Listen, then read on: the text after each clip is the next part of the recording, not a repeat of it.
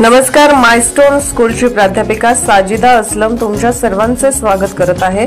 2025 आणि 2026 ऍडमिशन आमच्या शाळेचे सुरू झालेले आहेत। आमच्या या शाळेचे वैशिष्ट्य म्हणजे तिथे मुलांना ज्ञान मिळवण्यासाठी, सर्वांगीण विकास साधण्यासाठी आवश्यक असणारे अनेक संधी आणि घटक मिळतात। या शाळेत 4 वर्ग आहेत: play group, nursery, junior KG, senior KG. या शाळेत प्रत्येक वर्गासाठी एक दीदी सुद्धा ठेवलेले आहेत, जेणेकरून मुलांना कोणतीही इजा होणार नाही, मुलांचे संरक्षण होईल यासाठी या शाळेतील सर्व शिक्षिका मुलांकडे आपल्या मुलांप्रमाणे लक्ष देतात, त्यांचा सांभाळ करतात। या शाळेत मुलांना खेळण्यासाठी प्ले एरिया आहे, त्याचे वेगवेगळी खेळणी ठेवलेली आहेत। नुसता अभ्यास पुरवला जात नाही, या शाळेमध्ये त्याबरोबर खेळाकडेही लक्ष दिले जाते आहे।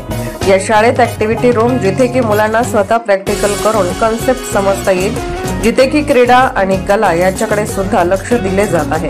क्रीडा शिक्षक मुलांना खेळण्यासाठी वाव देतात। कला संबंधी, क्रीडा संबंधी आमच्या या शाळेत उपक्रम राबवले जातात। आमच्या या शाळेत विद्यार्थ्यांना सुरक्षित आणि स्वच्छ वातावरणात शिक्षण घेण्यासाठी मदत करतात।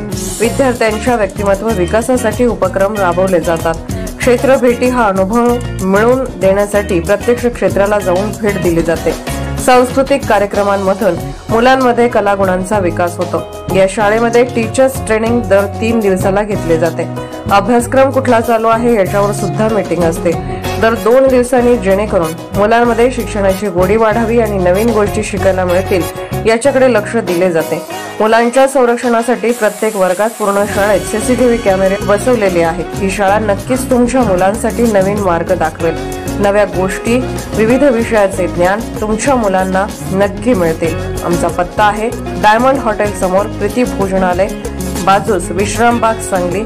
आमचा संपर्क, मोबाईल नंबर 97 93 92 99 39।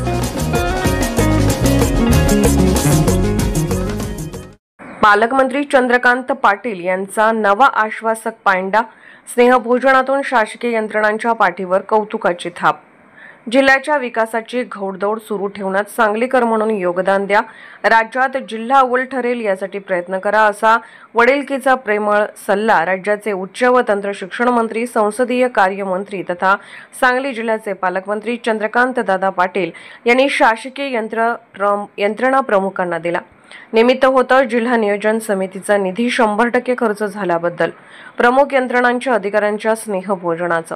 यानिमित्त एक चांगली आश्वासक सुरुवात होऊन आगामी काळात पालकमंत्र्यांच्या विश्वासाचं रूपांतर यशात होण्यास पाठबळ मिळालं आहे।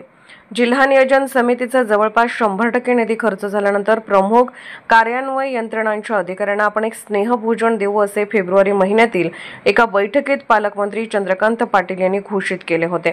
हा शब्द पाळत त्यांनी आमराई ऑफिसर्स क्लब येथे दिलेल्या या स्नेहभोजनाने सर्व अधिकाऱ्यांना एक वेगळीच प्रेरणा मिळाल्याचं दिसून आलं। आपण केले तर आपल्या पाठीवर कौतुकाची थाप नक्कीच पडते, हा विश्वास यातून शासकीय यंत्रणांना मिळाला। जिल्हाधिकारी अशोक काकडे, जिल्हा परिषद मुख्य कार्यकारी अधिकारी तृप्ती धोडमिसे, पोलीस अधीक्षक संदीप घुगे, उपवनसंरक्षक नीता कट्टे यांच्यासह जवळपास 50 यंत्रणांच्या प्रमुखांसाठी पालकमंत्री यांनी स्वखर्चातून स्नेहभोजन आयोजित केले होते। जिल्हाधिकारी अशोक काकडे यांनीही त्यासाठी अहोरात्र प्रयत्न केले। जिल्हा नियोजन अधिकारी अशोक पाटील आणि त्यांची टीम तसेच कार्यान्वयन यंत्रणांनी वेळीच दक्षता घेत त्यांच्या या प्रयत्नांना यशस्वी साथ दिली। परिणामी आर्थिक वर्ष अखेरीस सांगली जिल्हा नियोजन समितीचा 99.6% निधी खर्च पडला। सर्व यंत्रणांनी टीम वर्क म्हणून काम केल्यास नागरिकांमध्ये शासन व प्रशासनाबद्दल एक सकारात्मक प्रतिमा निर्माण होईल, असे सांगताना त्यांनी अनेक दाखले दिले। सांगली जिल्ह्यातही टीम वर्कने काम होण्यासाठी स्वतः पुढाकार घेऊन दर महिन्याला निवडक यंत्रणांशी अनौपचारिक स्नेहभोजन करू, त्यातून प्रशासकीय स्तरावर अडकलेल्या फायलीतील तांत्रिक अडचणी दूर होऊन कामांना गती येईल, असा विश्वास त्यांनी यावेळी व्यक्त केला। जिल्हा नियोजन अधिकारी अशोक पाटील व पालकमंत्री यांचे विशेष कार्य अधिकारी बाळासाहेब यादव यांनीही स्नेहभोजनाचा हा सोहळा प्रत्यक्षात येण्यासाठी विशेष लक्ष दिले। अगदी उपस्थित प्रत्येक जणांचे उदरभरण होईल, मात्र याची जातीने चौकशी केली। पालकमंत्र्यांनी दाखवलेला विश्वास सार्थकी ठरवण्याचा प्रत्येक कार्यालय प्रमुखाने संकल्प करून जिल्ह्याचा चौफेर व शाश्वत विकासास हातभार लावण्याच्या दृष्टीने टाकलेले हे पाऊल जिल्ह्याला अग्रेसर करणारे ठरेल, हीच अपेक्षा।